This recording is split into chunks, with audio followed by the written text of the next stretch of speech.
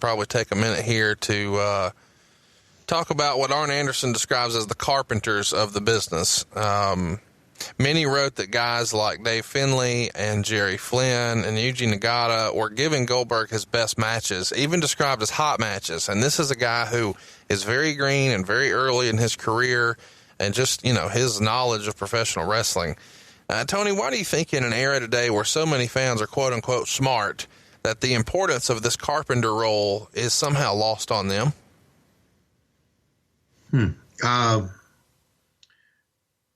I think, boy, you've stumped me with that one. The business has changed so much. It's not what it was. I always say that a great match always took a guy that could call a match, right, and could lead a match. I just don't know if there are any great carpenters left. Do you see anything where you say there's a great carpenter left? I mean, I know that, I read some things that there's some things out of Japan, some great workers, but you've got to be able to have a person to lead a match. Well, rather than name, in 2017 that maybe would upset anybody, let's talk about a name from the past. A guy like George South could have a really, really good match. Yes, and, he's a great trainer now, and he certainly has a very important role in the history of professional wrestling, whether it's Jim Crockett or training guys or whatever it is. But maybe he didn't have, 10 T-shirts out, and maybe he didn't headline a Starrcade. But his role was just as important as the guys who did have 10 T-shirts and did headline a Starrcade, because they couldn't have been in that role if it weren't for somebody like George South across the ring from them. Right. But you mentioned Fit Finlay, and Fit Finlay was probably a little bit higher than George South. Sure. As far as the name recognition is concerned, and that meant a lot more. But I just a lot of times these days you hear, oh, he's a jobber, and when a guy loses a match on TV, he's a jobber. Let me just get this clear: if you're wrestling on TV in 2017, you're probably pretty damn good. I can't say that you're not talented. You're on TV. You probably know a thing or two. You're probably pretty decent. Right. But it used to be, that back then, and that was the concern with some of the wrestlers back then. If I lose a match, then I'm going to be perceived as a jobber, and I won't get booked. I won't get money. And I'm sure it's changed a great deal today, because there's a lot of guys get losing on TV. But those guys were important back then. I know I'm regressing here. It was important back then, and it was important as announcers to make them seem like good wrestlers too. The more we put over a guy like George South, the better the win was for the guy who beat him. Right. And one of the lost arts of wrestling I always thought was, as we moved on, is that you as a star, you needed to put over that guy a little bit too as the match was going on, because it made you look better in the end. If you made the guy seem a little bit tougher as the match went on, and you put over some of his moves, then when you won the match, it made you look better. Right. And I always thought that was a lost art, and I think a lot of that lost art came with. I guess you can go back to the advent of the Road Warriors. A lot of people say the Road Warriors, when they came in, they didn't sell shit. They would get hit, and they didn't sell it. And then you can talk about Nikita too back then, and you can talk about Goldberg. They didn't sell shit. And I know that's probably a wrong term to use, but they didn't sell as much as the other guys did. So where am I going here? What the fuck's my name?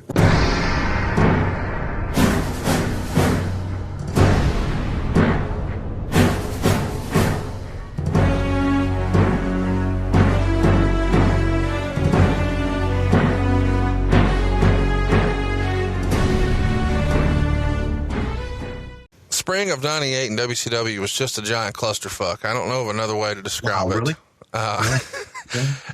WCW was just a giant clusterfuck in hindsight. Okay. Well, I'm enjoying discussing this clusterfuck with you. Okay.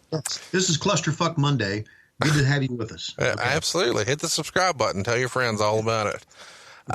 So let's think about this. Goldberg is now the U.S. champion. He's one of your hottest acts in the promotion. He's your new U.S. champion. He's got all this merch. He's popping big ratings. We've got to put him on pay-per-view. Of course, we've got a pay-per-view coming up. Mm-hmm. But inside of a 6-day span, the match bounces around from it's going to be Raven, it's going to be Saturn, it's going to be Kurt. Who is he wrestling? Nobody fucking knows. In the end, really. He actually wrestles Perry Saturn, and they get a 3/4 star match here. How in the world does this happen? I mean, is everybody is Bischoff so focused on the main event? And I'm sure we'll talk about Slamboree in particular, because this is the one where he challenged Vince McMahon, and we'll talk about that at another time. But what's going on here where nobody's paying attention to the hottest act and he has no fucking match? And oh, by the way, he's the U.S. champion. Yeah. That happened a lot. There was a lot of miscommunication between the booking committee and Eric and the television people. I don't know if it stems from the old kayfabe thing or not. And if it does, it's fucking stupid, right? Right. But I just that's just to me the kind of the one of the tips of the iceberg. I think that not knowing what to call Goldberg just shows you how fucked up things were. Give you a perfect example. And I think it was we were in Miami, and we had this promotion, and I believe we ran spots for it about we're looking for the next Nitro girl. Right. And that night, Kimberly came in the ring with some girls and did a Nitro girls audition. Now, I'm just glossing over this. I may have the details wrong. And I remember thinking, we've got this Nitro spot running about getting a new Nitro girl, and we're doing an angle about a Nitro girl in the ring that's completely different than what we're doing. And I remember going to Bischoff. I said, do you realize what happened tonight on TV? I said, Kimberly did this Nitro girl audition, and we're looking for a brand new Nitro girl. Doesn't that seem fucked up to you? He went, fuck. And he was really pissed off about it. And that told me that either he didn't know what the booking committee was doing, or the booking committee was doing things and not realizing what the marketing hand was doing. Does that make sense to you? Yeah. Left hand doesn't know what the right hand's doing. All the same night. I mean, it just, to me, that was one of the things that we did that was just so fucked up. We were so disorganized at times that the right hand didn't know what the left hand was doing. And I don't know if that's a fault of anybody's, but that's just poor communications. I can also tell you some, and this is for another edition, I can also tell you sometimes that we went on the air and I didn't have a format. Wow. And this girl, Annette, who was worked with Craig Leathers and was kind of like one of the liaisons, would come out and hand me segments as we were going on. And I remember Bischoff saying that, if we got a good idea, we got to go with it. We can't just, that's the way it is. And, I do know that that's the way television was. A lot of times things change on the fly, even with the most successful shows. Right. We went out and did the movie Ready to Rumble, and there was a lot of disorganization in that as far as, what to do and creativity. Someone has a better idea. Let's go with that. But there was just so much going on that a lot of times shit would fall through the cracks.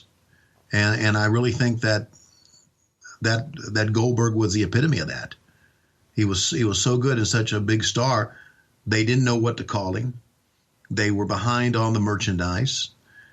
They didn't know who he would be wrestling in that pay-per-view match.